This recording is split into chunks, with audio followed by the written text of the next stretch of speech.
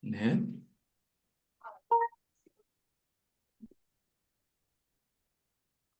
네, 이제 시작하면 되겠죠?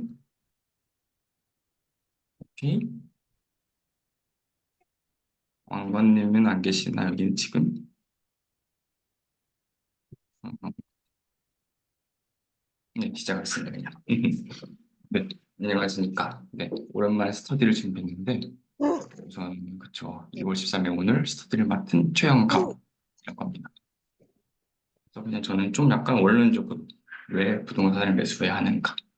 약간 되게 그냥 정말 기본적인 주제로 준비를 해봤습니다. 어,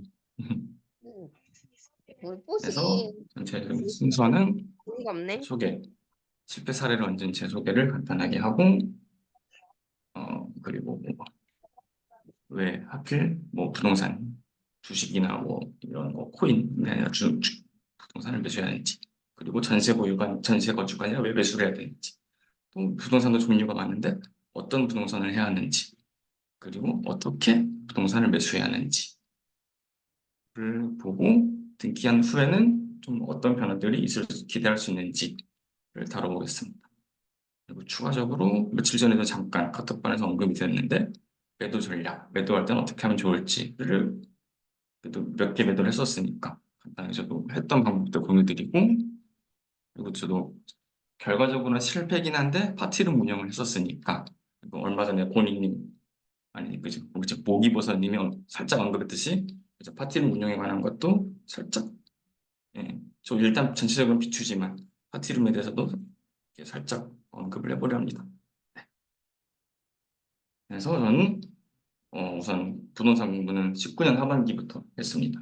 원래 금융이나 법에 관심이 많았는데 뭐 직장 회사 다니다 보면 회사 다니면서 생각을 해보니까 금융이랑 법을 모두 다루는 것이 부동산이라는 생각이 들어서 그때 당시에 제가 볼링 클럽을 가입 소모임 어플을 이용했는데 소모임 어플에서 뭐 부동산 스터디, 뭐 부동산 특강 이런 거 막 검색을 해서 데일리 강의를 들었었습니다.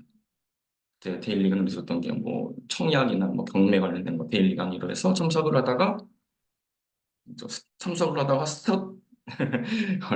스터디로 들어간 것도 있었고, 그렇죠. 그리고 그때 소모임방에서 뭐 비노님이 올리셨던 거를 보고 2030 막 단톡방으로 들어가 있었습니다. 유튜브를 통해서는 뭐 그때 뭐 부일남이나 뭐 다른 채널들도 많죠. 유튜브가 대표적으로 부일남을 많이 봤었던 걸로 기억합니다. 네, 그리고 단톡방에는 뭐 경매방도 들어가고 수익형 방도 들어가고 2030뿐만 아니라 다른 뭐 부동산 단톡방들 거의 막 부동산 단톡방만 한 20개 들어있었던 것 같습니다. 그래서 공부를 하다가 막상 부동산을 공부하려고 하니까 생각보다 되게 할 게 너무 많았습니다. 부동산에 뭐 토지, 아파트, 빌라, 오피스텔, 상가주택 막 종류도 많고 취득하는 방법도 뭐 재개발, 재건축에서 입주권을 갖느냐, 청약을 하느냐, 분양권을 사느냐, 뭐 경매를 하느냐, 공매를 하느냐, 뭐 너무 많아가지고 사실 거의 다 대출까지 또 공부를 해야 돼요. 너무 많아서 막막하게 있다가 한 3개월, 4개월을 그렇게 그냥 공부만 하다가 일단 그때 또 일단 한참 열심히 주요 멘토였던 분이 있는데 그분이 경기도는 오를 거니까 무조건 경기도 그냥 아무 데나 사라고 했었어요. 그래서 서대문구에 거주를 하고 있어서 그리고 자본금이 5천만 원이었어가지고 5천만 원으로 갭 투자하기로 하고 덕양구나 뭐 일산, 인천, 부천 약간 서쪽 위주로 보게 됐어요. 좀 아쉬운 거는 그때도 눈이 더 시야가 넓어서 좋지만 서대문구 살다 보니까 어쩔 수 없이 서쪽으로만 보게 됐고, 그래서 첫 집을 19년 12월에 고양시 일산 동구로 매수를 했습니다. 그때 갭이 5천만 원인데 아마 수리비까지 해서 1천만 원 정도가 더 들어갔습니다. 그래서 6천만 원으로 매수를 하고 당시에 상황은 일시적인 주택을 포지션을 상하고 있어서 1년 동안은 아무것도 안 하고 그냥 일단 시간을 보냈습니다. 보내다가 뒤에 보시다시피 21년에 갑자기 폭주를 해서 막 샀습니다. 막 사게 된 이유는 뒤에서 살짝 다시 언급을 하게 드리겠고, 어쨌든 갭으로만 했습니다. 저는 자본금이 많지 않았어가지고 다 갭 투자로만 했었고, 보시다시피 취득세도 8%씩 두 번 납부를 하고 법인으로 살짝 다루기도 했었습니다. 그리고 당시에 21년 하반기에 이미 22년에 종부세에 대한 그 세법 개정안이 나왔었고 계산해 보니까 저는 종부세를 내야 할 운명이었습니다. 운명이었기 때문에 추가적인 현금을 만들어야 해서 수익형 블로그도 운영을 하고 파티룸도 운영을 했었습니다. 그래서 이런 부분, 그래서 저번에는 수익형 블로그에 대해서 강의를 한 적도 있긴 했었고 지금은 안 하고 있기에 블로그는 좀 다루기 애매하고 파티룸에 대해서도 그래서 뒤에서 후반부에서 언급해 드리려고 합니다. 그래서 결국에 일단 말씀드릴 거는 제가 왜 이렇게 7기까지 다뤘었느냐를 말씀드리자면 원래 제 계획은 딱 여기까지였습니다. 제 큰 거 하나 하고 일시적 2주택으로 하나 하고 딱그 정직한 포지션 간 다음에 그리고 부모님 댁에서 어차피 이사할 예정이 없으니까 그냥 비조정 지역에 한 개까지만 딱 하고 일반 과세로 매도를 하고 이런 생각만 했는데 일시적 2주택을 했던 저의 전략이 2호기에서 문제가 생겼습니다. 신규 주택을 취득한 시기에 조정지역 해당 여부를 따져야 됩니다. 제가 그 19년 12월에 했을 때는 비규제 지역이었습니다. 그래서 나는 2년 보유만 하면은 첫 1호기는 비과세였는데 그렇기 때문에 2호기를 살 때도 당연히 비규제 지역이니까 3년 안에 매도만 하면 되겠지라고 약간 안일하게 생각을 하고 2호기를 매수했던 겁니다. 근데 2호기를 매수를 했을 때 여기서 다시 한번 보시면 고양시가 16년 11월에 지정이 되고 19년 11월에 뭐 신축 많은 킨텍스나 뭐 그죠 지축 이런 데만 빼고 나머지는 다 해제가 됐었습니다. 그래서 저는 1호기를 때 딱 19년 12월에 취득을 해서 1호기는 비규제 지역이었고 그냥 보유만 해도 1주택 비과세에 해당됐었습니다. 하지만 20년 6월에 다시 재지정이 되고 2호기를 취득한 건 21년 5월이었는데 이때 당시에 요 신규 주택을 취득한 당시에는 두 개 다 조정 지역입니다.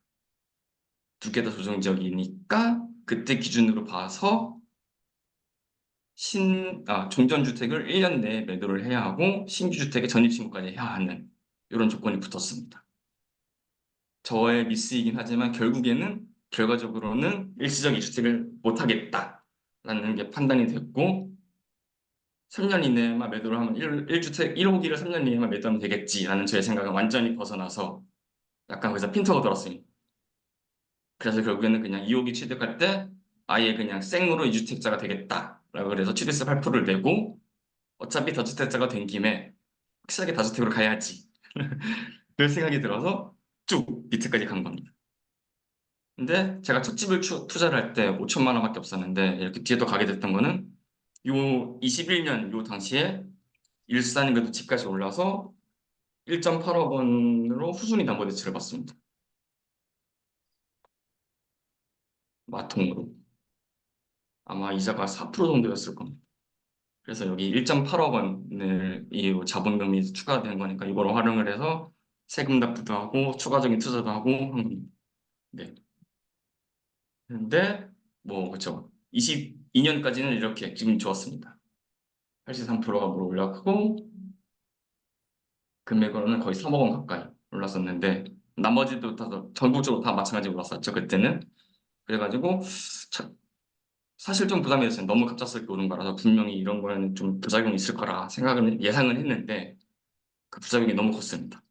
네, 그래서 다음 해 바로 23년 때 스물스물 22년 하반기부터 스물스물 반응 오더니 그죠 20% 전국적으로 20% 30%가 다 빠졌었죠. 네, 그렇죠. 그때 당시에 저는 요 21년에 매수한 6개, 21년에 6개를 매수를 했는데 6개 중에 5군데의 임차인이 퇴거를 2년 만에 퇴거를 하겠다고 했습니다. 그리고 일부 역전세도 있었고 사실 전세가 새로 계약이 되면 아무 문제가 없는 건데 당시에 역전세도 있었고 전세 사기도 있고 막 그러다 보니까 소개 여친님은 없습니다. 네. 제가 사투리 썼었나요? 그렇군요. 서울 사람입니다. 서울 서대문구 토박입니다. 서대문구를 벗어나야 되는데 못 벗어나고 있습니다. 부모님 집이고. 네. 그리고 네. 그때 하여튼 네, 전세 사기도 있고 역전세도 있고 하다 보니까 전세 계약이 새로 되거나 해야 되는데 전세 계약이 안 되고 그래서 저는 제가 할 수 있는 방법은 매도하는 것밖에 방법이 없었습니다. 그래서 방법이 어떤 상황이었고, 당시에 제가 법인을 제외하고 제 개인 명의만 봤을 때 투자금이 1.7억 원, 1.6억 원 이 정도였는데 매매대금 합계가 13.3억 원이었고 전세보증금 합계가 11.7억 원입니다. 그러니까 제가 자칫 잘못하면 11.7억 원을 채무를 불이행을 할 수 있는 상황이었던 겁니다. 그러다 보니까 너무나도, 그런데 전세 만기가 뭐 3개월 전, 2개월 전 이런데 전세가 계약이나 그러니까 매도를 부동산에 올렸는데 매도가 연락이 없고 뭐 사람이 보러 안 온다, 뭐 가격이 문제가 아니라 그냥 시장이 얼었다, 거래가 안 된다 막 이러는 겁니다. 진짜 그때 막 하루하루가 엄청 쫄렸는데, 근데 방법이 없어서 그냥 기다리는 것밖에 방법이 없어요. 가격을 낮추는 거 해결되는 문제가 아니었었고 기다리는 것밖에 방법이 없었는데, 정말 다행히도 그래도 그죠. 6개 중에 4개는 제가 법인까지 하면 7개인가요? 그죠. 법인까지 하면 7개였는데 이 중에 4개는 매도를 하고 3개는 전세가 제거하게 됐습니다. 그래서 그리고 저는 또 오르기 직전에, 그러니까 꼭지도 잡은 거 없었고 오르기 직전에 샀던 거라서 다행히도 매수 차익에서는 조금씩이라도 다 생기긴 했어가지고 액면만 봤을 때는 손해는 아닌 상황이었습니다. 그리고 나머지 지금 3개 갖고 있는 것도 하늘 갭이 좀 많이, 여기가 아산인데 아산은 공급이 너무 많아서 아직 더 시간이 흘러야 되고, 춘천 2개는 보셨다시피 500만 원짜리, 200만 원짜리인데 지금 차익이 1,700만 원, 1,800만 원입니다. 그래서 요거는 그러니까 사실 요 2개 같은 경우는 돈이 거의 안 들어갔다 보니까 그냥 1,000만 원만 남아도 그냥 용돈벌이 했다는 생각으로 하려고 했던 것들입니다. 네. 그래서 그래도 이렇게 됐지만 결국에 또 그죠, 우리가 안 보이는 비용들, 요 차익이지만 안 보이는 비용들, 중개수수료, 등기비용, 수리비, 취득세가 8% 2개 냈으니까, 그리고 재산세 계속 내고 종합부동산세 한 번 냈고, 제가 마이너스 통장에서 했다 보니까 금융비용도 계속 나가고 있고, 그리고 왔다 갔다 하면서 저의 나름대로 저의 인건비 기획 비용까지 하면은 결과적으로는 손해고, 그리고 근본적으로는 저는 제가 이걸 매도하고 싶지 않았는데 어쨌든 저의 과실이기도 하지만 체력이, 그러니까 자본이 부족했던 상황에서 좀 무리하게 일단 투자를 했기 때문에 매도할 수밖에 없었던 상황을 맞이했고, 그런 점에서는 실패한 투자라고도 볼 수는 있을 것 같아요. 실패하긴 그렇고 성공을 뒤로 미룰 수밖에 없는 그런 투자자라고 생각을 하고 있습니다. 네. 그래서 이때 취득세 냈던 게 이저 2개 합치면 한 4천만 원 돈 되고, 종부세도 개인이랑 법인 둘 다 냈으니까 480만 원 정도 해서 세금만 4,500만 원 정도 낸 것 같습니다. 네, 애국자인 것 같습니다. 자녀는 없지만 세금은 많이 냈습니다. 네. 그래서 제 소개는 그냥 투자를 관련돼서 제 소개를 한번 드렸습니다. 그래서 결국엔 또 부동산을 왜 해야 되느냐? 일단 지금 우크라이나 러시아가 22년 2월부터, 원래는 항상 갈등이 있었는데 22년 2월부터 전면전이 발생해서 계속 전쟁 중입니다. 3년 가까이 전쟁 중인데 러시아 모스크바에서는 고급 부동산 시장이 예상 밖의 호황을 맞이하고 있다고 합니다. 그래서 러시아 같은 경우는 아무래도 전쟁 중이다 보니까 글로벌 투자가 제한이 있는 듯하고, 그래서 그저 해외 자금 운용이 어려워지다 보니까 부유층들이 찾은 거는 자국 부동산으로 투자를, 자금을 이제 안정화해서 그죠, 자산 보유를 하는 걸로 결정을 한 것 같습니다. 그래서 국제금융 제재가 이루어지다 보니까 해외 자산 투자가 제한이 완료됐고 부동산 시장을 유입이 됐다는 내용들입니다. 그래서 결국엔 부동산은 이런 상황이 발생을 해도 지속적인 물가 상승을 계속 따라가기 때문에 안전적인 자산이다라는, 그러니까 반증이 하고 있는 겁니다. 그래서 투자를 할 때 투자 원칙에서는 수익성, 안정성, 유동성 이 3가지를 고려해야 된다고 많이들 이제 이론적으로 하고 있습니다. 그 중에서 부동산은 다른 금융상품, 주식이나 뭐 코인 이런 다른 금융상품들에 비해서 상대적으로 안정적이다라고 합니다. 그리고 인플레이션을 그래도 대체적으로 보통 M2 통화랑 많이 딱 비교를 많이 하는데, 뒤에 있듯이 그죠? M2 통화량의 증가량과 거의 유사하게 올라가듯이 요 인플레이션을 그대로 따라가기 때문에 그쵸? 인플레이션에 대한 해지 수단으로 장기적으로 안정적인 수익이 된다. 그래서 안정적으로 되고 안정적인 수익까지 된다입니다. 하지만 부동산은 하루 만에 사고 팔고 할 수 있는 게 아니고 적어도 2년, 지금은 그죠, 계약갱신 청구 때문에 4년 정도는 최소 들고 가야 해서 유동성은 낮은 상품입니다. 그런가요? 감사합니다. 네.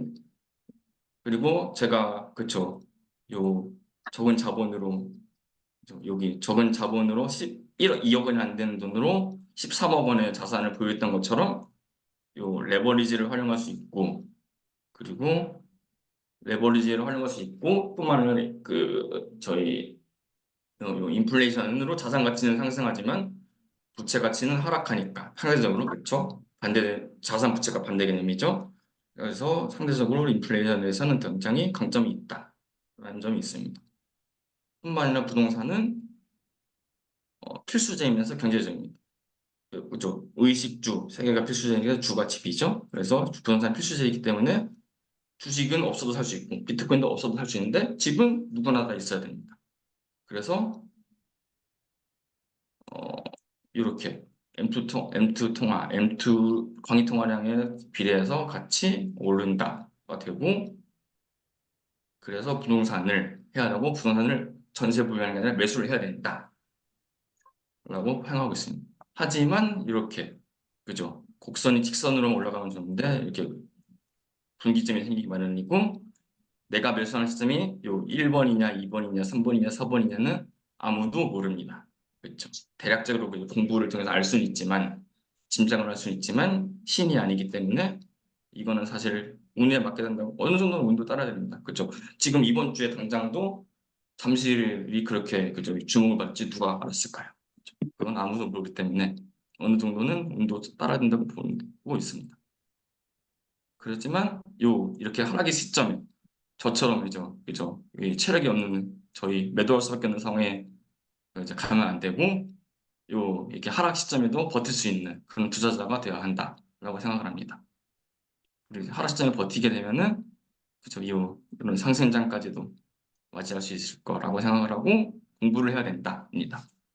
그럼 사실 제가 아까 언급했듯이 부동산의 종류가 굉장히 많습니다. 주거용 부동산, 크게는 주거용 상업용, 기타 부동산이 있고, 주거용에도 주택, 오피스텔, 고급 주거시설, 주택에도 아파트, 단독주택, 다가구 다세대, 빌라 핸들링, 고급용에는 펜트하우스, 타운하우스, 전원주택 있고, 상업용에는 독립상가, 복합상가, 뭐 대형 쇼핑몰 있고, 지식산업센터, 일반 오피스, 뭐 그죠? 레지던스들도 있고, 기타 부동산은 토지, 공장 이런 것들, 학교, 병원 굉장히 많습니다. 이렇게 많은데 과연 우리는 어디에 투자를 해야 되는, 어떤 부동산을 해야 되느냐인 거죠. 그리고 특히죠, 흔히 우리는 또 일단 건물주, 우리 건물주님 얘기 많이 하는데, 건물주 좋지만 가장 단점은 환금성입니다. 안 그래도 부동산 유동성이 낮은데 건물, 빌딩은 더 낮습니다. 그 유동성. 그래서 건물주가 좋지만 그렇죠. 자칫 잘못하면은 저처럼 이제 위기에 놓였을 때 아파트 같은 경우는 또 매도를 하게 되면은 위기를 벗어날 수도 있는데, 빌딩 같은 경우는 매도를 하고 싶어도 못하는 상황이 생길 수 있습니다. 그래서 빌딩은 그만큼 더 체력이 더 많이 필요하다라고 생각을 합니다. 그리고 또 하지 말아야 할 것들. 저는 일단 해야 할 것보다는 하지 말아야 할 것들을 먼저 공부해야 된다고 생각합니다. 신축 빌라, 신축 오피스텔, 신축 상가, 신축 지산, 그리고 기획부동산, 비슷한 맥락으로 요즘 경매학원 공동투자 이슈도 있었는데, 이런 공동투자들, 분양형 호텔, 지주택, 이거는 그냥 아예 안 하는 게 좋다고 생각을 합니다. 그래서 또 보면은 상가 같은 경우에 뭐 메이플자이 얼마 전에 메이플자이 매우 좋은데, 여기도 신축 상가가 분양이 안 될 것 같아서 아예 요 평당 1억 원에 반타작도 안 되는 수준, 평당 1억 원인데 반타작도 안 되는 수준이 3,400원으로 해서 요 호실들을 일괄 매각을 했습니다. 보니까 완료를 한 거 아니고 공고를 했다고 보면 돼 있긴 하네요. 내년은. 그리고 그죠, 레미안 원밸리도 마찬가지로 1,700원대에 일괄 매각을 했으면 요 분양가가 어, 아파트 분양가는 2배이기는 한데, 그죠? 아파트 분양가 일단 2배가 될 수 있는 거는 분양가 상한제도 전혀 영향이 없는 것들이었고 일반적으로 상가가 분양가가 높게 된다. 분양가가 높지만 매수는 리스크가 있어서 이렇게 그 리스크들 때문에 그죠? 요런 시행사들 쪽에서도 오히려 일괄 매각을 해서 그냥 처리를 한다라는 겁니다. 개별 호실로 했다가 한 개 호실, 두 개 호실마저도 나중에 매각이 안 되면 그것도 손실이기 때문에 그냥 아예 일괄 매각으로 떨어버린 겁니다. 지금 사운드가 들렸는데 누구실까요? 홍수 음서거 처리 됩니다. 민서맘님, 네, 음서거 부탁드립니다. 네, 그리고 요거 같은 건 네, 지식산업센터인데 지산도 그저 우리 모기보선님 발표 때 언급했다시피 네, 대출 규제나 뭐 과잉공까지 맞물려서 공실이 엄청 많습니다. 그래서 모기보선님 이런 공실인 임대인을 이용을 해서 그 역으로 그죠? 우리가 싸게 임차를 하고 그걸로 사업을 활용하자라고 하셨던 겁니다. 네, 녹화본 제공드리겠습니다. 모기보선님이 지금 녹화 중이셔서 녹화본은 제공드리겠습니다. 그래서 지산의 통계 작성 일의 사상 공실이 가장 최대이다. 그래서 이런 것들 리스크 다 이게 자본금이 많다면 사실 이런 위기마저도 견딜 수 있는데 저희 같은 경우는 자본금이 없는 투자자로 생각을 해서 하면 안 됩니다. 기획부동산. 우선 기획부동산은 뭐냐 하면은 다단계식 토지를 해서 지분 판매를 하는 겁니다. 그래서 보통 토지 한 필지에 수백, 수천 명으로 지분을 쪼개서 판매를 합니다.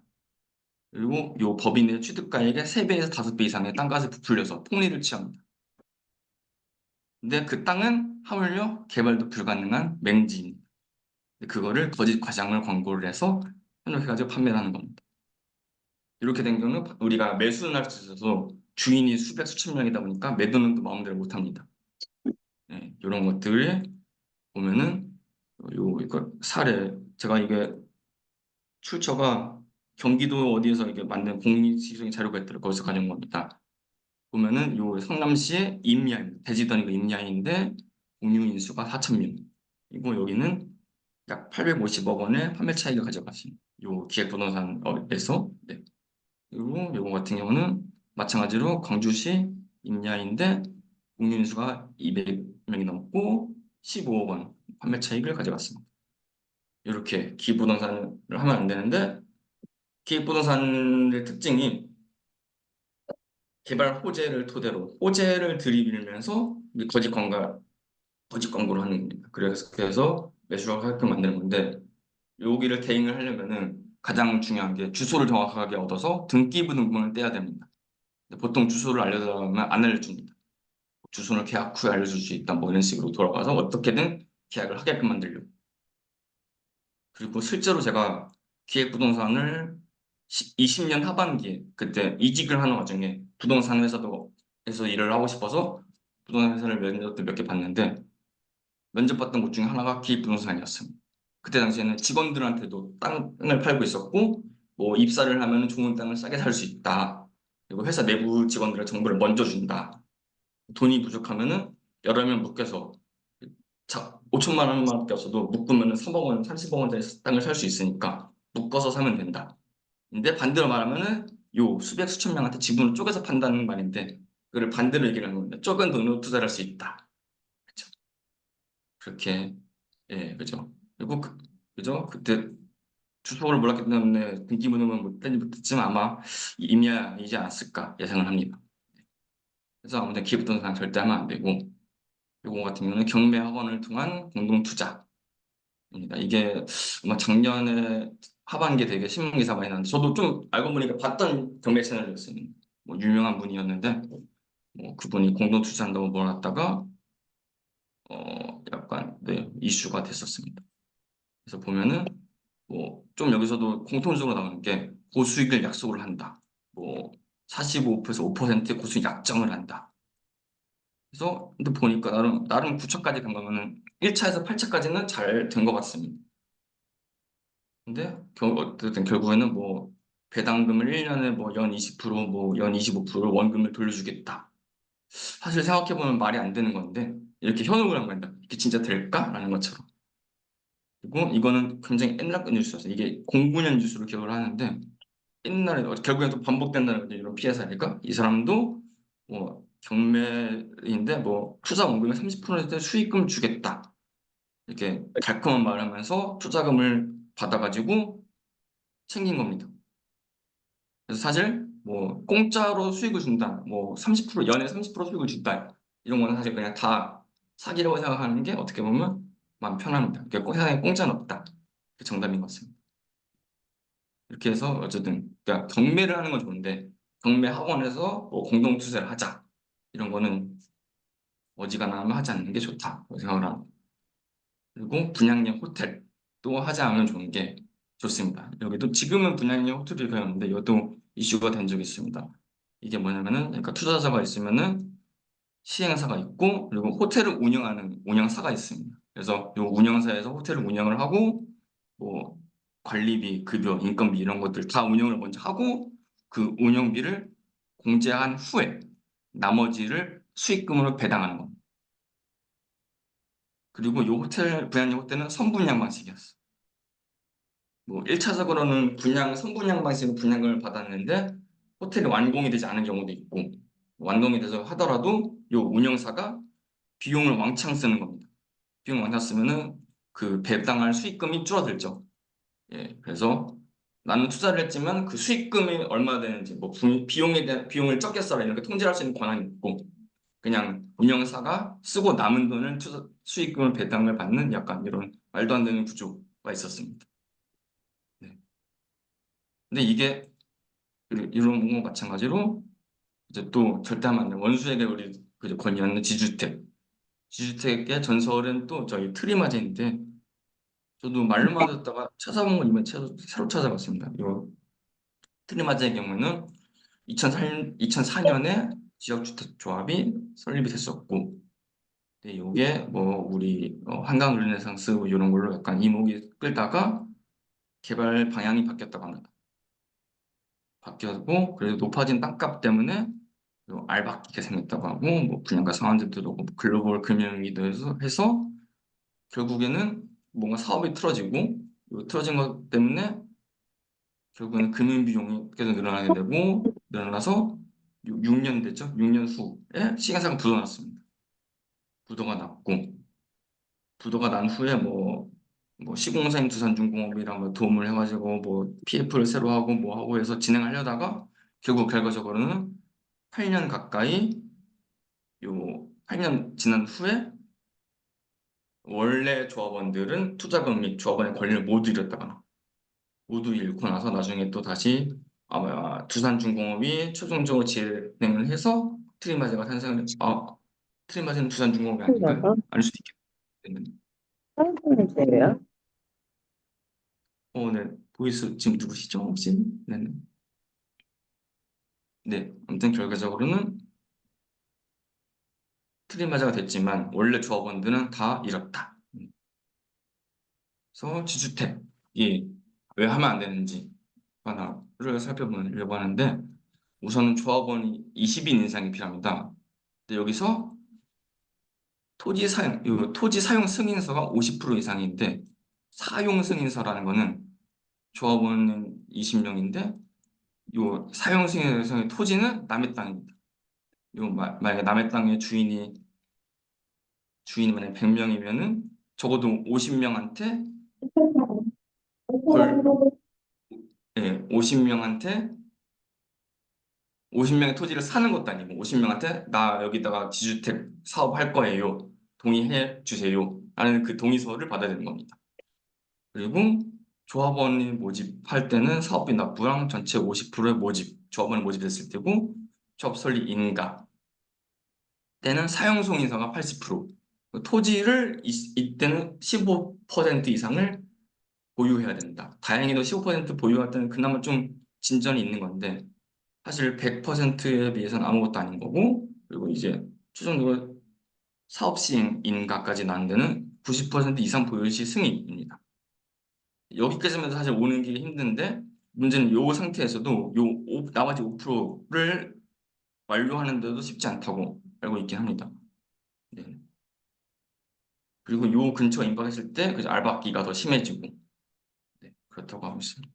그리고 이 여기를 넘어갔다 하더라도 이렇게 추가 분담금이 발생될 수 있어요.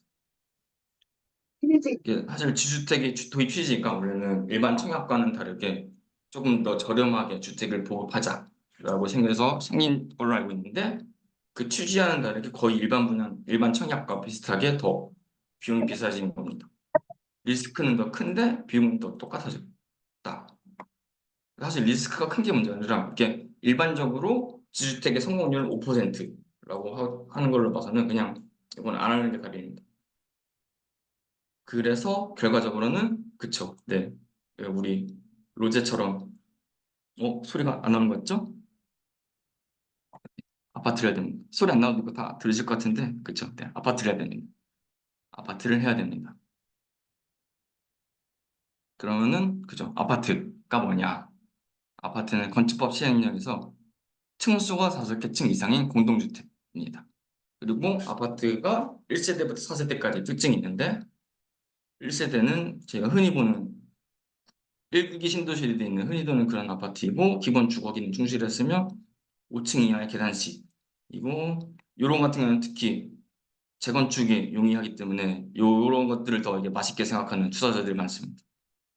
15층의 복도식 지상주차장만 있고 대지 지분이 넓기 때문에 명중 200% 이하인 것들은 재건축 시 유리하다. 있습니다. 2세대 아파트는 1세대를 유지하면서 이건 뭔가 못한데 아무튼 개선이 됐다. 20층 정도의 계단식 구조, 지하 주차장도 생겼고 근데 엘리베이터 연결은 안 됐다. 3세대 같은 경우는 브랜드가 시작됐다. 레미안 스테이트 차이 그리고 조경이 도입이 이때 됐습니다. 그리고 제가 보니까 조경 도입이 됐다길래 저희 아파트 요즘 많이 있는 조각상들 같은 거 언제부터 도입했나는데 1995년에 문화진흥예술법, 예술문화진흥법 그런 법률이 생겨서 의무적으로 이건 도입하는 것입니다. 그래서 조각상들도 도입되고 석가산 지상공원 이런 것들 생겼습니다. 그리고 저는 이때 가장 좋은 게 사실 요것들 지하 주차장이 연결된 게 가장 마음에 들어서 그래서 저는 개인적으로는 중신축을 산다면 그래도 결국 2000년대 중후반 이후를 보는 게 좋다고 생각합니다. 그리고 엘리베이터 호출 기능이 있고 커뮤니티 시설도 이제 이때부터 생겨나기 시작했다. 4세대 아파트는 점점 더 고급화되고 대단지도 점점 더 많아지고 오페라 하우스, 스카이 라운지 이런 것처럼 점점 더 이게 커뮤니티도 많아지고 첨단 기술 적용된다. 그리고 심지어는 조식까지도 제공된다. 그래서 아까 공동주택 5개 층 이상의 공동주택이니까 사실 여기도 아파트입니다. 충청 아파트라고 네 보면은 32년식이고 5층짜리이고 보시면은 여기 공동주택입니다. 얘도 아파트입니다. 그리고 매물이 있었는데 심지어 8억 원이나 합니다. 요 어디냐? 네, 그죠. 58제곱미터짜리가 8억 원이나 하고 예, 서소문 아파트. 네, 요거 같은 얘도 공동주택이고 72년식 공동주택이고 7층짜리고 네, 얘도 아파트입니다. 언제 쓰러져도 네, 그죠. 매우 위험해 보이는데 얘 같은 경우는 5억 원인데 더 적습니다. 40제곱미터. 근데 사실 이렇게 저희가 말하는 아파트는 당연히 이런 건 아니고 그렇죠. 얘네 같은 경우는 또 단독 거의 단일동이기 때문에 재건축 재개발이 더 위험하고 더더군다나 얘네들은 여기 상가도 끼고 있기 때문에 제가 알기로는 또 요 아마 불법 증축 이런 이슈가 있어서 재건축이 더 어려운 걸로 알고 있습니다. 얘네 둘이 재건축이 안 되고 있는 게 그런 이슈들 때문에 해결이 안 되고 있다고 알고 있습니다. 근데 이런 아파트들 말고 다른 그죠 뒤에서 나올 그런 아파트들을 해야 됩니다. 그리고 매수하는 방법도 사실 많습니다. 소유권을 취득하는 수 있는 수단이 제게 그런 요런 데 살다가 원주민으로서 입주권을 받는 입주권을 취득할 수도 있고 청약처럼 분양권을 취득할 수 있고 그냥 청약으로 받는 게 아니라 분양권을 매수를 하면 그러니까 중고거래인 거죠. 결국에는 분양권을 청구비싸면서 얻을 수 있는 거고 그리고 얘 세 같은 경우는 다 신축이죠. 신축을 입주하는 방법이 이렇게 세 가지인 거고요. 네 가지 있겠어. 부르지 입찰까지 하면 네 가지 정도 될 것 같고 그 구축은 갭투자를 하거나 실거주를 해서 일반 매수 하는 방법이 있고 그 법인으로도 매수를 할 수 있어. 또한 경매, 공매로 취득할 수도 있고 가장 좋은 베스트인데 아무나 못하는 상속증여로도 소유권을 취득할 수가 있습니다. 이렇게 방법이 많은데, 예, 그죠? 그래서 방법은 사실 알면 할수록 좋습니다. 그래서 그죠? 우리 모기보사님 연구방학처럼 경매 강의 3분기마다 하신다는 경매 강의도 이렇게 한 번씩 들어보면 좋을 것 같고, 그죠? 꾸준히 청약하는 것도 좋은 것 같고 전략은 되게 많을 것 같습니다. 그 중에서도 저는 아쉽게도 갭투자밖에 아직 못 해봐서 저도 이제 다양하게 좀 해보고 싶은데 포지션이 지금 너무 엉켜 있습니다. 아무것도 못 하고 있어요. 그래서 경매를 너무 하고 싶은데 못 하다 보니까 저는 모의 입찰 같은 거 하고 있습니다. 그래서 이거 같은 거 최근에 제가 모의 입찰한 건데 간성 레미안자이고 얘 같은 경우는 아마 제가 12월 말에 모의 입찰을 한 걸로 알고 있습니다. 그래서 1회 유찰을 해가지고 최근에 2월에 결과가 나온 거고 갈래자 같은 경우는 저는 이때 방실 때 고층 14층이기 때문에 고층 기준으로 해서 시세가 5억 5천이었습니다. 그리고 요때 100% 신권 입찰 가격이 5억 2,100만 원이기 때문에 저는 어차피 시세가 5억 5천만 원이니까 조금만 더 높여서 요 12만 3천만 붙여가지고 조금만 더 붙여서 입찰하면은 낙찰되면 좋고 아니면 말고 라고 생각했는데 흘렀습니다. 1회 유찰된 거죠. 제가 만약에 이때 요 가격을 입찰을 했다면은 저는 이걸로 낙찰을 받을 수 있었던 겁니다. 예. 그러면 뭐 이미 시세만 봤을 때는 뭐 3천만 원 정도는 남는 거니까 싸게 산 거니까 저는 충분히 만족할 만한 보통으로 경매하시는 분들 2에서 3천만 원을 차익을 보고 가는 입찰하는 게 좋다 무난하다라고 하거든요. 그래서 저도 그래서 이 정도 생각하고 입찰했던 거고 뭐 그냥 아쉽지만 그냥 재미삼아 이렇게 하고 있습니다.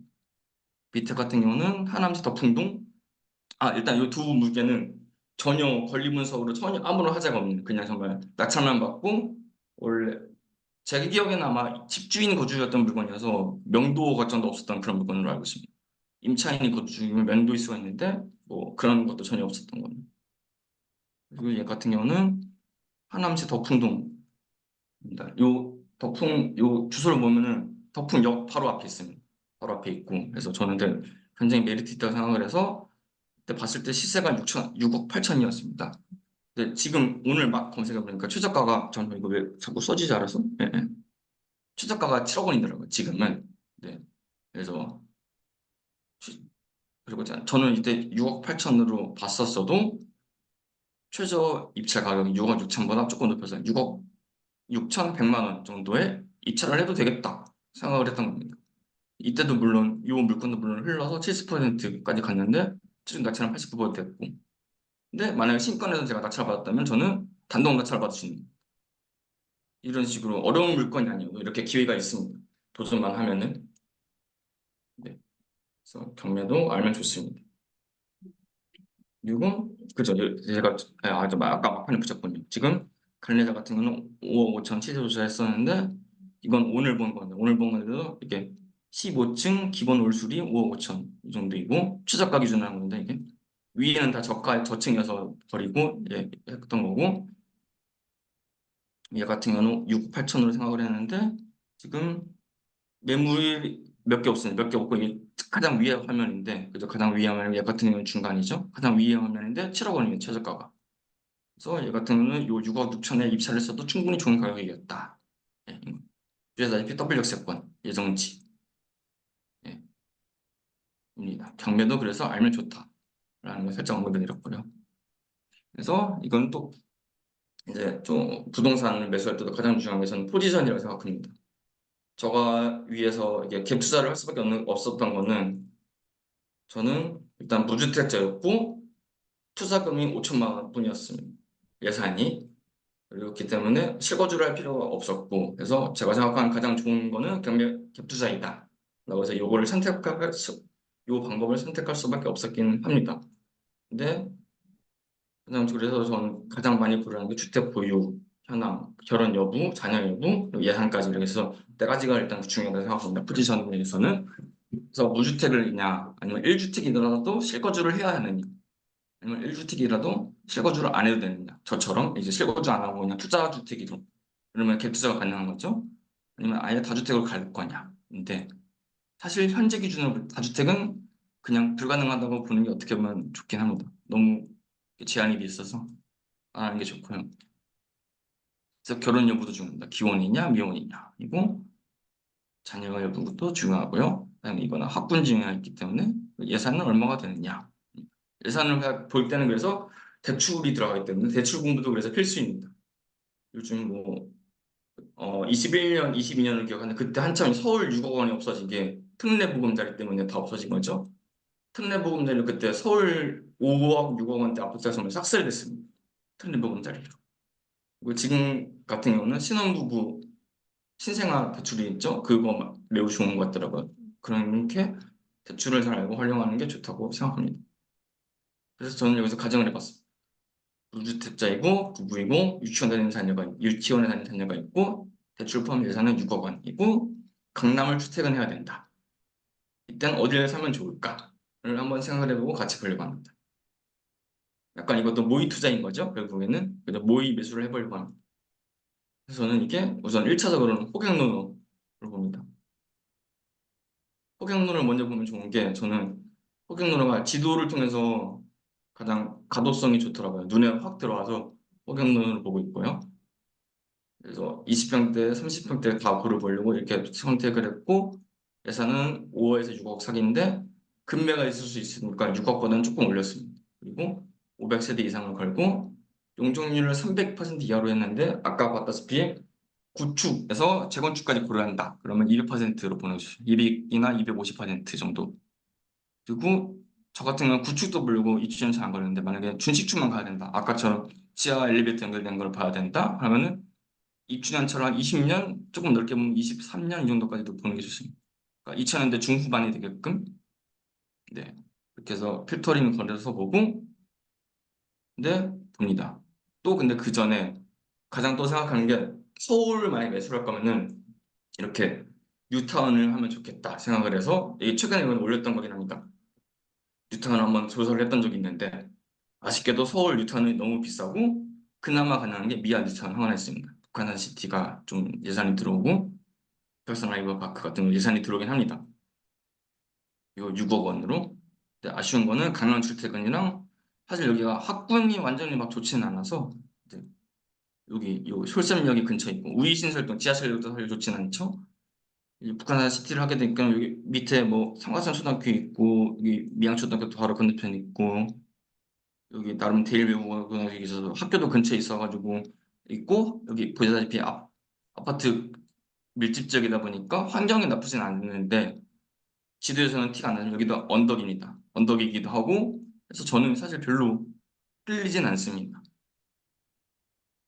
끌리진 않고 그리고 서울에서 또 6억 원으로 보면은 아까 요 필터링을 본 겁니다. 요 필터링을 보면은 어, 중개업 우리 그래도 이게 은행 사거리 학군지니까 그래도 노원구도 봤는데 이렇게 많긴 합니다. 이렇게 많긴 한데 사실 보시다시피 요 강남 출퇴근이 좀 걸려서 그리고 개인적으로 이상하게 사실 저는 노원구, 그러니까 노도강 금관구는 약간 아무래도 꺼려지는 게 있어서 저는 일단 패스를 했습니다. 그리고 또 가능한 게 신내역. 신내역도 가능합니다. 저는 사실 중랑구가 되게 위치적으로는 좋다고 생각하는데 나름 이렇게 우리 서울 사람들한테 인지도는 낮더라고요. 위치는 좋아서 여기 바로 왼쪽에 여기 하나 더 있는데 여기 쪽에서 7호선도 이용 가능하고 보시다시피 중랑 IC로 해서 여기 외곽이나 뭐 북부안 이런 거 이용하기도 좋고 좋다고 생각하는데 문제는 여기도 당연히 학군 매우 안 좋습니다. 네. 그래서 만약 솔로라면 가능하겠지만 결혼을 한 상태이고 자녀가 있기 때문에 안 좋을 수도 있다라는 생각을 했습니다. 그러면 또 당연히 그죠. 요 자녀가 있고 요 학교를 갈 테니까 취학을 할 테니까 저는 네, 학원을 봤습니다. 이건 호갱노노의 분석템 있는 학원이고요. 가장 좀 많이 저는 많이 보는 팁입니다. 학원 가가 무조건 최우선이라고 생각을 해서 학원 가를 봤는데 경기도 2위인 여기 일산 서구 오마학군입니다. 오마학군이고 일산 동구의 백마학군이고 이게 인천 송도이고 근데 당연히 송도는 가격이 안 되고 일산은 요 강남 출퇴근 강남 주택은 힘든데 요즘 그래도 GTX가 뚫렸지만 A가 뚫렸지만 삼성역까지는 아직이기 때문에 서울역까지는 가능하기 때문에 일단 여기도 보류를 했습니다. 그리고 여기는 부천의 상동, 그리고 이쪽은 평촌.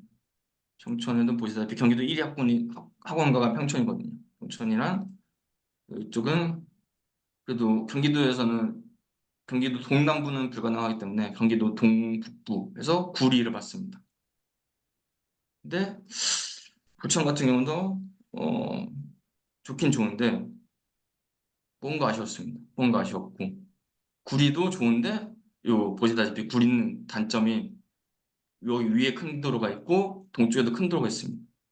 그래서 약간 요 큰 도로에 막혀서 확장이 안 되기도 하고 여기가 사람이 오고 갈 수 있는 지역이 아니다 보니까 좀 요 요 지역에서의 그 강점이 없습니다. 그러니까 밑으로만 이동을 해야 되고 위로는 못 가다 보니까 사람이 별로 이렇게 좁게 느껴지는 겁니다. 그래서 구리는 좀 보류를 하고 그나마 저는 이렇게 만약에 한다면 상동에서 근처로 가거나 뭐 평촌 이렇게 두 군데에서 볼 텐데 그래도 1위 학원 가니까 평촌에서 봤습니다. 평촌에서 보니까 평촌 학원가 요 빨간색 동그라미인데 네, 6억 원으로는 요 딱 5.8억 원 요거에 보이고 요 오른쪽에 5.9억 원 이게 보이더라고요. 그래서 요 두 개를 먼저 봤습니다. 경남 아파트, 한양 아파트.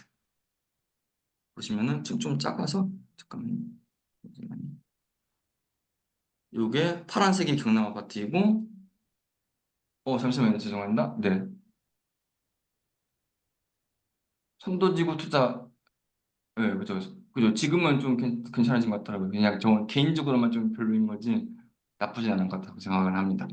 네, 제가 서대문구 특보를 갔듯이 저는 한강 북쪽에만 살았어가지고 한강 밑으로 내려가고 싶다는 열망이 강해서 네, 그런 것도 있습니다. 그리고 제가 못 봤는데 집주인 구조 채팅창을 이따가 한번 다시 보겠습니다. 그래서 지금 요 파란색이 일단 경남 아파트이고 빨간색이 한양인데 파란색이 아까 봤다시피 학원과 가깝다 보니까 파란색이 전반적으로는 강세입니다. 그리고 요때 잠깐 주황색이 역전했었고 다시 최근에는 다시 파란색이 다시 좀 약간 우세하고 있는 것처럼 보입니다. 그렇죠? 근데 경남 아파트가 94년식이고 94년식 거의 비슷하고 네. 보시다시피 합성치도 93, 90 비슷하지만은 미세하게 그죠? 학군이 조금 경남이 높습니다. 그리고 요 비교하는 건 아까 살짝 물어다 질문이 있어서 답변 드렸는데 여기 아파트 실거래가 아실 어플입니다. 빨간색으로 쓰면 되겠네요. 아실입니다. 자, 그 지도를 보는 거는 이제 호경노랑 편에서 호경노를 보고 있는데 이런 그 단지 비교나 뭐 공급량, 미분양 이런 거 약간 기능적인 걸 볼 때는 아실이 더 좋습니다. 이렇게 하고 그래서 실질적으로 요 두 개 이제 대략적인 흐름은 경남 아파트가 당연히 조금 더 좋다 이런 걸 알았으니까 실질적으로 이제 매물을 보는 겁니다. 그래서 매물은 네이버를 가서 봤습니다. 네이버에서 검색을 했을 때 경남 아파트의 경우 지금 여기 보시면은 경남이 사실 5억 8,500짜리가 매물이 있습니다. 근데 여기는 보면은 남양 깨끗 밝고 따뜻한 집 이건 좋은 말들이 있는데 결국에는 수리가 안 됐다는 겁니다. 수리가 안 된 제품 수리가 안 된 매물이 5억 8천이고 우측에 보시면 좌측의 경남은 입주물 샷시 포함 올수리 6억 5천 그리고 한양 아파트는 입주물 올수리 6억 아까 그 아실에서 봤듯이 경남이 한양보다 약간 더 비싸다 이게 된 거죠. 그래서 이거는 그냥 가격적인 메리트 없이 그냥 정직한 매물입니다. 둘 다 정직한 매물들이어서 싸게 사는 것도 아니고 비싸게 사는 것도 아니고 그냥 시세를 따라서 매수를 하는 거다. 이고 이런 매물을 할 땐 당연히 그죠 연락을 해서 그죠 예 흥정을 해야 됩니다. 가격 흥정을 저 네, 그죠 흥정의 기술은 사실 없어서 그건 제가 알려드릴 수는 없는 것 같은데 요거 같은 경우는 그래도 너무 정직한 매물들이기 때문에 흥정을 해보면 좋을 것 같습니다. 그래서 근데 아까 저는 예산이 6억 원이라고 했으니까 6억 원이었는데 같은 경우는 6억이 넘죠. 그래서 그럼 경남이 안 되겠네. 그래서 다시 봤습니다. 다시 보니까 아이고 죄송합니다. 다시 보니까 경남 옆에 하나가 더 있었습니다. 지금 얘가 30평대로 떠가지고 6억이 뜬 건데 요거를 보니까 무궁화 효성 한양이고 얘가 24평 5구로 가면은 가능합니다. 보시다 그리고 요 주황색이 경남, 파란색이 효성 한양인데 그래프를 보시면 일괄적으로 주황색이 위에 있고 파란색이 밑에 있다. 당연히 요 학원가부터 이게 거리가 멀어진 만큼 요게 이렇게 아이고 그쵸. 학원가에서 거리가 멀어진 만큼 더 싸진 거라고 볼 수 있겠죠. 더 싸진 거라고 볼 수 있겠습니다. 그러면 아까 요 동편에 있었던 초원 한양이랑도 같이 또 비교를 해보면은 어, 초원 한양이 거의 비슷합니다. 두 개가 지금 거의 비슷한데 초원 한양이 약간 더 우세합니다. 지금 요거 같은 경우는 사실 아까 위에서 봤다시피 약간 이거는 거품이 낀 가격인 것 같고 전반적으로 봤을 때는 주황색이 조금은 위에 있는 느낌이죠. 예. 근데 하지만 두 개를 봤을 때 저는 그래도 학원과에 가까운 자녀가 있기 때문에 학원과에 가까운 요 그쵸. 효성 환양을 더 마음이 갔습니다. 그래서 효성 환양을 매물 봤더니 40번 몰수리 5억 7천, 최근 특 몰수리 5억 7천인 겁니다. 그래서 초원 6단지 한양은 40번 몰수리 6억이니까 이거보다 좀 그죠? 아까 아실에서 봤듯이 조금 더 싸다. 그죠? 그대로 나온 거죠. 가격 그대로. 그래서 제가 예상한 아실에서 본 예상한 가격이랑 네이버 얼굴이랑 일치하기 때문에 이거는 뭐 예측 가능한 가격이다 이런 겁니다. 네, 저 학원 매니아입니다. 네, 네, 그렇죠. 그리고 또 아까 잠깐 봤듯이 무궁화 강남 수리 안 된 물건 5억 8,500. 사실 요것도 연락을 해볼 만합니다. 예, 거래가 가능하다면 요거를 현장에서 거래를 한 다음에 한 뭐 5천만 원 정도 줘서 수리를 하면 되니까 예, 이것도 거래는 가능하고 그래서 저는 제가 만약에 6억 원으로 매수를 한다면 이렇게 두 개 정도 선택을 해볼 것 같습니다. 네. 근데 여기서 또 제가 가정을 했던 거니까 가정을 만약 바꿔보면 이게 부부가 아니라 미혼이었다면은 월세를 거주하면서 최대한 상고지를 갭 투자 혹은 아니면은 분양권 투자를 한다.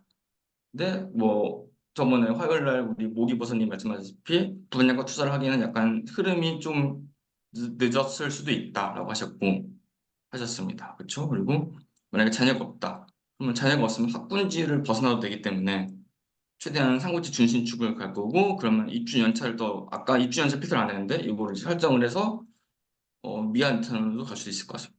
그리고 출근지가 강남인데 만약에 출근지가 뭐 여의도라거나 아니면 뭐 종로, 을지로 이 정도가 되면은 충분히 서울 서쪽도 가능하고 그리고 보니까 여의도 출퇴근하는 사람들이 이렇게 뭐 강산 목동 노량진도 있지만 인천 김포에서 또 많이 온다고 하더라고요.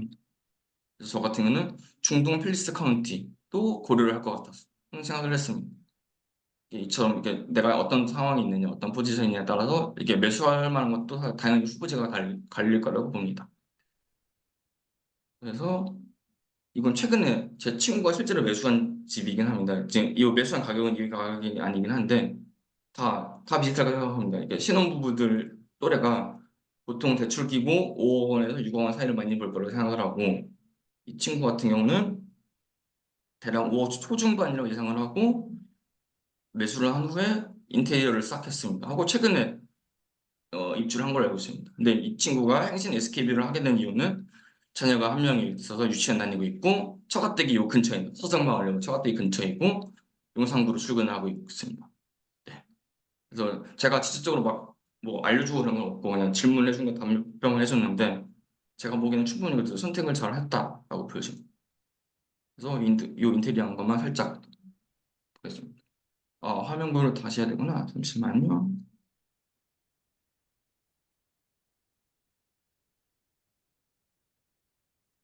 네, 지금 화면 보이시죠? 인테리어 화면. 네. 이 이게 인테리어 하는 업체에서 그래서 블로그에 되게 자세히 올려줬더라고요. 그래서 저도 한번 훔쳐봤는데 일단 요 인테리어 비용이 32평형이고 7천만 원 들었답니다. 좀 과하게 들은 게 아닌가 싶긴 한데 이 친구 같은 경우는 실거주를 하는 집이고 아마 오래 살 것 같아서 좀 과하게 한 것 같았어요.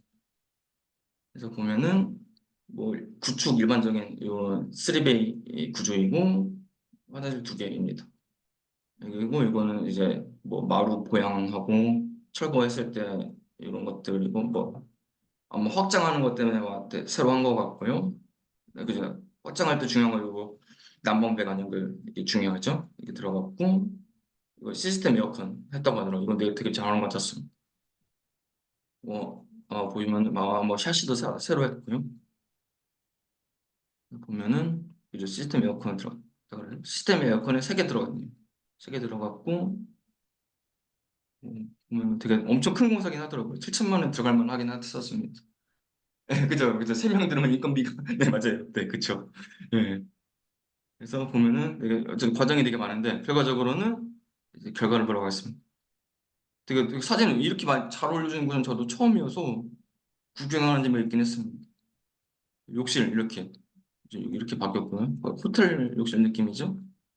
바뀌었고 시스템 에어컨 3개 들어갔고 LG 걸로 이게 중문 이렇게 들어갔고요. 깔끔하게.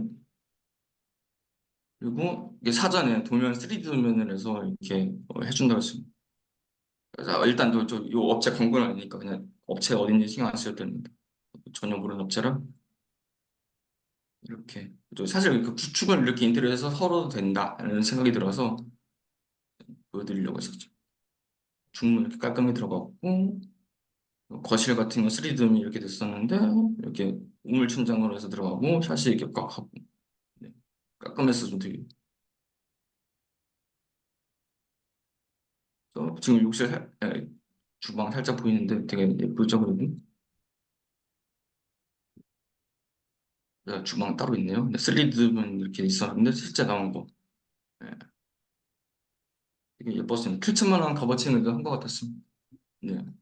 이거는 거실 욕실이고 큰 욕실 네.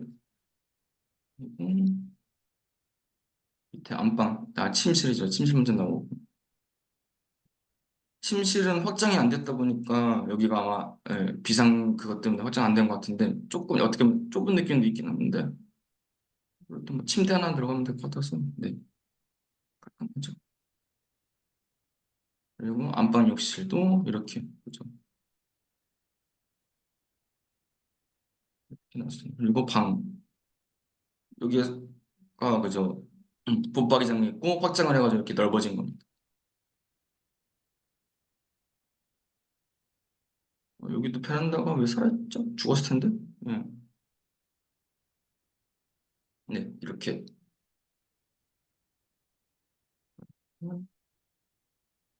공유하면 제대로 되어 있죠. 네네. 그래서 이런 식으로 구축을 매수를 해서 인테리어를 하는 방법도 있습니다. 그러니까 학군지를 보면은 아쉬운 점은 전통적인 구축이 좀 자리 잡는 게 아쉽습니다. 신축은 약간 학군지에서 멀어지고 그런 장단점이 다 있기 때문에 만약에 학군지를 고집을 해서 구축으로 가야 된다 하면 이런 식으로 수리를 해서 거주를 할 수 있습니다. 하지만 나는 그럼에도 불구하고 신축을 가야겠다 그러면은 학군지랑은 약간 멀어지더라도 신축으로 갈 수가 있습니다. 그래서 사실 그죠 많이들 하는 게 구축 5구냐, 신축 8사냐, 구축 5구냐 이런 고민도 하고 그렇게 입지에서 약간 신축에서 좀 덜 떨어진 입지냐, 구축에서 좋은 입지냐 이런 고민도 있을 수 있습니다. 그렇게 해서 이렇게 결국은 이런 식으로 과정을 거쳐서 등기를 하게 되면은 1차적으로는 안정적인 거주 환경이 생깁니다. 전월세를 계약을 하면은 이사 걱정을 해야 되는데 해야 합니다. 근데 이렇게 매수를 하게 되면 제 친구처럼 7천만 원 들이더라도 내가 원하는 방식으로 이렇게 인테리어를 해서 깔끔하게 예쁘게 살 수 있습니다. 그리고 어쨌든 매수를 해서 나의 등기를 갖고 있기 때문에 장기적으로는 M2 통화 비례해서 집값 오르는 것처럼 장기적으로는 앞으로 당장 어떨지 모르지만 장기적으로는 우상향할 수 있다. 이것이 그렇기 때문에 그걸 이용해서 시세차익도 가능하다. 예. 그리고 자산 가치 오르면 부채 가치 떨어지거든요. 대출을 끼고 사기면 대출은 지금 25년에 1억 원 대출이랑 뭐 2055년에 1억 원 가치랑 다르기 때문에 그렇죠. 부채는 가치는 떨어져서 좋다입니다. 그리고 내가 내 집을 샀기 때문에 자연스럽게 경제세법, 부동산 정책 관심도가 증가합니다. 저는 사실 3번이 제일 좋다고 생각합니다.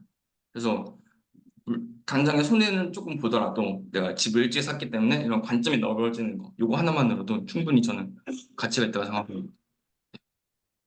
그리고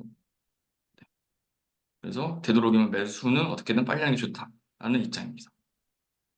그리고 그쵸, 또 다들 아시는 말일 텐데 매수는 기술이고 매도는 예술이다. 책도 있더라고요 보니까. 그래서 매도 전략도 살짝 언급을 드리려고 하는데 며칠 전에 2030방에서 살짝 나왔지만은 네, 저는 매수를 할 때 이런 식으로 문자를 돌렸습니다. 어, 화면이 왜 다시 네, 우선은 부동산에 문자를 싹 다 돌렸을 때 한 뭐 거의 20군데, 30군데. 그러니까 제가 일산이니까 백수동뿐만 아니라 파주랑 근처 덕양구랑 아니, 은평구 돌렸는지 기억 안 나는데 은평구랑 최대한 요 인근까지 돌렸습니다. 한 단계 위끝, 아래 끝이, 한 단계 위 끝이 이렇게 다 돌렸습니다. 그리고 뭐 정확한 동호수 밝히고 요 평 크기뿐만 아니라 요 타입에 따라도 다르기 때문에 타입도 언급을 하고 내가 원하는 매도 금액, 제가 원하는 매도 금액 적고 실제분 상황, 전세 보증분 상황, 제가 여기 수순위 담보대출 있던 거라서 이게 담보대출을 이렇게 상환할 거랑 그리고 뭐 집 상태, 뭐 입주할 때 샤시를 제가 월수를 했다 이런 집 상태랑 장점 나름의 장점, 그냥 일반적인 거긴 한데 나름 장점이랑 요런 요 사전 컨설팅 나름 장점들을 언급했습니다. 그리고 다른 것보다 저는 사실 이 가격보다 더 싸게 팔릴 거라고 생각을 했는데 그래도 이 가격을 고집하고 싶어서 요 금액에 매도를 해주면은 중개 수수료를 2배 드리겠다. 좋은 건. 근데 이거 사실 더 급하면은 요거를 맨 첫 줄에 적어야 됩니다. 그러면은 공인중개사분들도 더 이거를 먼저 먹을 거기 때문에 더 집중하실 거고 더 효과가 있을 겁니다. 저는 그래도 요 2배가 좀 아타건을 저는 이제 맨 마지막에 적었었고 그리고 사진이 있어서 이 사진을 구글 드라이브에 올린다면 링크를 드렸습니다. 가장 좋은 거는 직접 드려야 되는 첨부를 해서 직접 드려야 되는데 문자 첨부를 하면 너무 이게 MMS 비용이 부담돼서 그냥 이렇게 해서 됐고 그리고 하다 보면은 항상 이걸 물어보시더라고요. 요 번호랑 통신사를 물어보시길래 아예 넣어버렸습니다. 그래서 이렇게 가지고 30분 이상 돌리고 복비 2배 넣고 그리고 저는 요 샤시지 울수리 묶은 중에 최저가였습니다. 근데 이렇게 적긴 했는데 지금 현재 기준으로는 거래가 잘 안 되기 때문에 그냥 이런 거 상관없이 무조건 최저가야 된다고 하더라고요. 요즘 분위기는. 네, 아무쪼록 최저가로 올리는 게 어쩔 수 없지만 이게 사람과 사람이 거래기 때문에 최저가를 올려야지 거래가 된다. 더 였습니다. 네, 그래서 이렇게 매도를 하려고 하고자 하면은 이런 식으로 좀 간절하게 해야 된다고 합니다. 그래서 또 매도 얘기가 나오니까 제가 투표를 올렸던 게 이겁니다. 매도 얘기 나오고 갈아타기 누구나 할 텐데 그 한글씨 갈아타기를 할 때는 과연 선매수 후매도를 해야 되느냐, 선매도 후매수를 해야 되느냐 궁금했었습니다. 그래서 투표 결과는 당연히 저도 사실 생각으로는 선매도 후매수가 맞다고 생각을 하긴 하는데 약간 예상처럼 선매도 후매수가 더 많이 나왔습니다. 그래서 두 군데 사실 뭐가 정답인 건 없기 때문에 장단점을 보자면은 선매수 후매도를 보면은 매수 타이밍을 선점할 수 있어요. 내가 원하는 매수 타이밍에 내가 원하는 매수 찾다가 선점할 수 있는 거죠. 하지만 나중에 받는 그 후 매도가 만약에 리스크가 있겠죠. 이게 내가 원하는 타이밍 매수를 못하면은 이 매수한 물건에 잔금에 문제가 생기니까. 그죠? 근데 반면에 선매도 후매수를 하게 될 때는 이런 리스크에서 그나마 좀 안전적이다. 하지만 매도가 돼야지만 매수가 가능하다라는 것은 내가 매수하고 싶은 아파트 단지 가격이 더 많이 올라 버리면 큰일 나는 겁니다. 못 사고입니다. 내 집은 팔았는데 내가 매수해야 될 상급지를 못 사게 되는 일이 생길 수 있습니다. 그렇죠? 약간 이런 정답은 없고 이게 그냥 장단점이 있는 건데 네, 최근에 제가 생각이 바뀐 게 어, 그래서 블로그 많이 하고 그래서 유명하신 분 걸 글을 봤는데 선매수 후매도를 해야 된다고 하더라고요. 그분은 왜냐? 선매수 후매도를 하면은 요 후매도 리스크 때문에 간절해진다고 합니다. 내 물건을 어떻게든 팔아야 된다. 간절해진다. 그 절박함이 생기기 때문에 어떻게든 결국에 팔게 된다고 하더라고요. 반면에 요 선매도 후매수가 되면 안정적이기 때문에 나도 좀 이게 절실함이 부족해서 이게 안 움직인다. 이게 절박하게 해서 움직여도 될까 말까인데 노력을 덜 하게 된다라고 그랬기 때문에 선매수 후매를 해야 된다라고 하시더라고요. 그 점에 대해서는 저도 약간 내가 잘못 생각했나라는 생각이 들었습니다. 이게 저도 아까 그죠 우리 저 앞에서 10회 사례 언급한 것처럼 요 5개에서 문제가 생겼어도 어떻게든 그래도 해결이 된 것처럼 상황에 처했을 때는 막상 난감하지만 어떻게든 해결하고자 하면 노력해서 하면은 되지 않을까. 그리고 결국엔 우리가 돈 벌려고 하는 거니까 선매수를 해야지 요 매수 타이밍 놓치지 않고 잘 잡을 수 있지 않을까 하는 생각을 해봤습니다. 근데 또 막상 저도 이렇게 닥치게 되면은 저도 근데 선배도 할 것 같긴 합니다. 네. 그래서 아무튼 저희 결과는 그죠. 이렇게 선매도 매수가 많이 나왔다. 그리고 근데 달봉님 댓글 중에서 사실 공감대가 같이 가졌습니다. 선매수를 해서 하고 잔금을 최대한 길게 하고 6개월 정도로 해서 매도 타이밍을 잡는 거 이거 매우 좋다고 생각합니다. 네. 그리고 파티룸에 대해서 지금 시간이 1시간 됐으니까 짧게만 하겠습니다. 우선은 저도 비추천합니다. 왜냐면은 신규 사업자 너무 많습니다.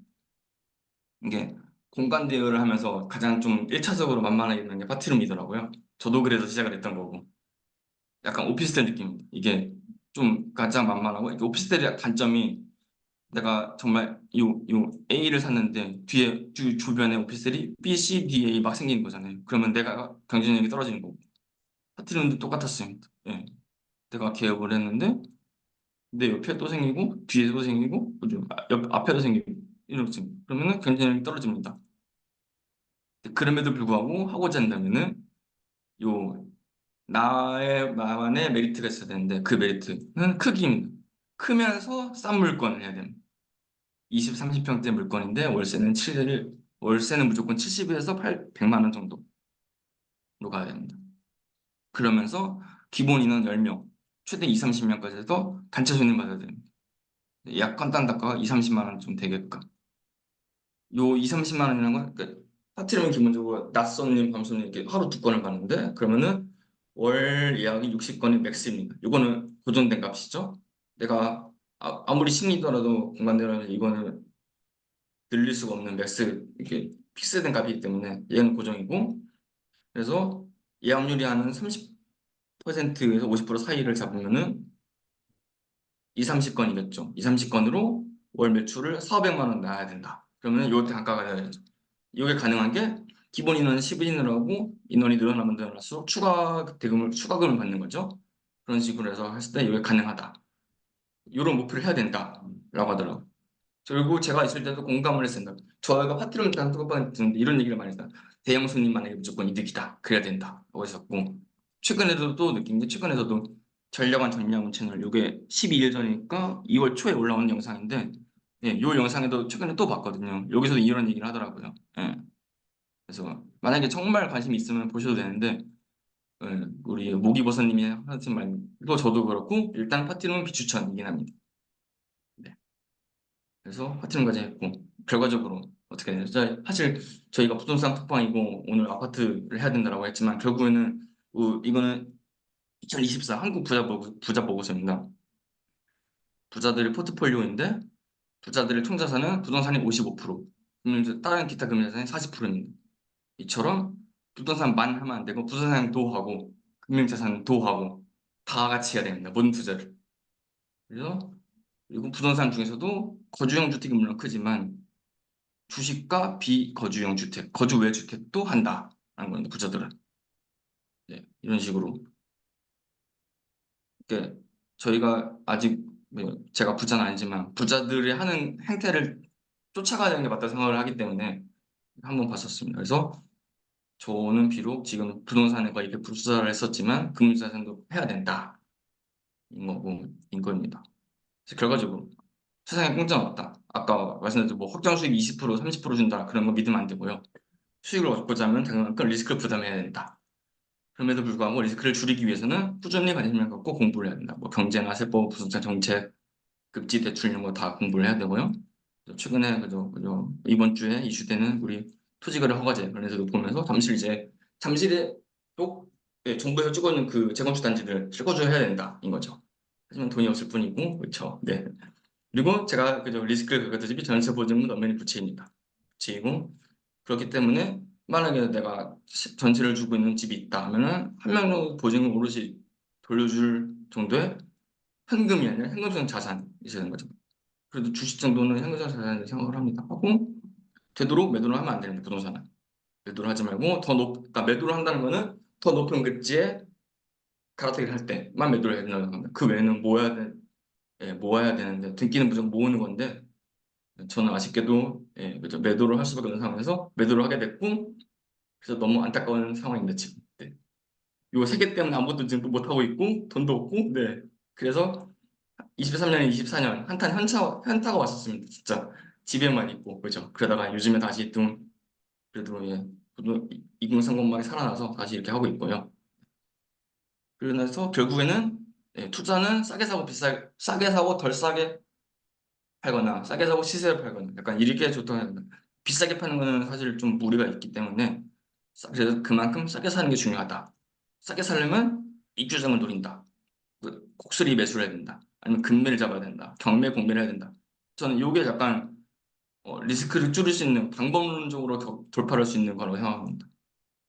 그래서 이때를 잘 노리는 게 싸게 잡을 수 있다라고 생각을 해서 그렇기 때문에 요즘 목소리 나는 요즘 무주택자들은 매수하기 가장 좋은 시점이다라고 생각을 합니다. 더더군다나 서울은 그죠 올해는 공급이 있지 내년에 서울은 공급이 없다. 예, 이고요. 뭐 정부 정책은 따라야 됩니다. 제가 이렇게 된 이유 중 하나가 취득세를 8% 두 번 낸 거죠. 정부에서는 너네 다주택자 하지 마라고 한 건데 다주택자 설립하지 마는데 나는 반대로 다주택자가 된 거고 그 리스크는 그에 대한 단죄는 제가 받은 거죠. 네. 음. 사실 이것도 제가 잘 견뎠다면 나중에 방법이 있겠 성공하는 길로 갈 수도 있었겠지만 현재 기준으로 저의 결과론적으로는 정부가 하지 말라는 걸 했다가 잘못된 방향으로 간 거라고 생각을 합니다. 네. 그리고 그죠 여기 우리 부자들은 비금융자산 아니 금융자산의 40% 갖고 있듯이 부동산뿐 아니라 주식이나 뭐 비트코인 정도는 무조건 모아야 된다. 그래서 사실 저는 어느 집 사느냐가 이렇게 너 어디 살아? 이렇게, 너 부동산 갖고 있는 거 뭐야? 라고 물어보는 너의 자산 포트폴리오는 뭐니? 이 자산 포트폴리오 만드는 게 중요하다고 생각합니다. 그래서 사실 제목은 이게 부동산이지만은 결과적으로는 우리는 부동산이 아니라 자산 포트폴리오를 만들어 가야 된다. 요게 가장 핵심일 것 같습니다. 그래서 주식, 금, BTC 다 해야 된다. 그러려면 돈을 많이 벌어야 된다.입니다. 그래서 모두 우리 돈 많이 받고 모기버섯님처럼 이렇게 사업도 많이 해서 추가적인 현금흐름도 많이 만들고 해야 될 것 같습니다. 이상입니다. 감사합니다. 네. 질문 이제 남겨주시면 확인하겠습니다. 아까 못 봤던 것도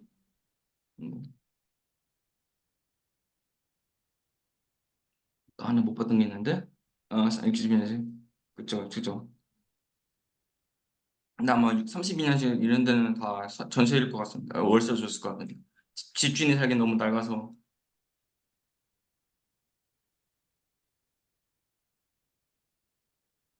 재건축 그죠 안 되죠. 이게 맞아. 지금 제 얘기 또 할 게 있는데 저희 부모님 집이 다세대 두 동을 허물어서 한 동으로 짓는 그러니까 이게 그 재건축은 아니고 토지주 전원 동의로 진행되는 건축을 하고 있거든요. 그래서 토지주 전원 동의로 집을 허물고 새로 짓고 있는데 지금 19년부터 지금까지 완공이 안 됐습니다. 이게 지금 공사는 진행 중입니다. 다행히도 공사는 진행 중이고 아마 올해 하반기에는 그래도 입주를 할 것 같은데 한 동짜리 아파트 건물로 아파트겠죠? 그죠? 오피스텔도 같이 있긴 한데 네. 9층짜리 건물로 된다 그랬고 그게 미뤄진 이유가 1차적으로는 이게 규모가 작기 때문에 시공사가 이게 메이저가 아니고 당연히 많이 나오겠죠? 걔네들이 돈이 없었습니다. 자본이 없는데 너네 못 믿겠다. 안 한다 한 겁니다. 저희는. 근데 걔네들이 원래 공사를 하고 돈을 벌겠다고 하고 들어왔는데 얘네가 안 한다. 그럼 너네 설계비도 내가 투자를 했는데 설계비 내놔라. 천만 원, 천만 원이 아니라 한 3, 4천만 원 하는 것 같습니다. 설계비가. 그래가지고 이슈 생겨가지고 미뤄지고 그리고 또 진행하려고 하니까 근처 저희가 빌라가 있으면은 여기 이게 상가가 있는데 상가에서 민원이 들어오면 공사하지 마 시끄러워. 그리고 여기가 살짝 언덕이어가지고 이거 언덕 무너지면 어떡할래? 안 돼, 하지 마. 민원 들어와서 또 공사를 1년 못했습니다. 그리고 당연히 저희도 14세대인데 14세대에서도 한 두세 가구 알바끼? 네, 나 팔 거야. 근데 돈 많이 줘. 그래서도 또 한 6개월 밀리고. 예. 밀리고 하다 보니까 거의 5년 넘게 이게 질질 끌렸습니다. 한 동작의 아파트인데도 이렇게 이슈가 생기는데 재개발 재건축은 네, 그렇죠. 왜 그렇게 미뤄지는지 어떻게 보면 살짝 이해가 갔습니다. 네. 근데 또 질문 혹시 남겨주시면은 있을까요? 질문이? 코니님 그리고 이거 녹화된 거죠? 녹화됐으면 나중에 공유하려고 합니다. 고니님이라고 했구나. 저는 고니님이 더 익숙해서 모기보사님. 네. 그럼 맞춰도 될까요? 네. 이상 마치겠다. 단톡방에 남겨주시면 답변 드리겠습니다. 이상입니다.